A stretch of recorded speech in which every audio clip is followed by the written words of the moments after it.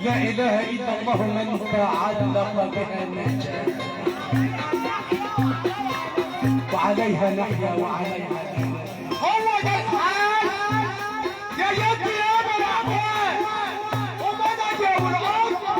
ومدد يا سيد احمد بركات يا دينار يا بطل الشام حي حي يا الله خليك على الحال يا شيخ عشان لحد الوقت وصلت بلدنا سيدي عبد الغفار عني يا ابو حافظ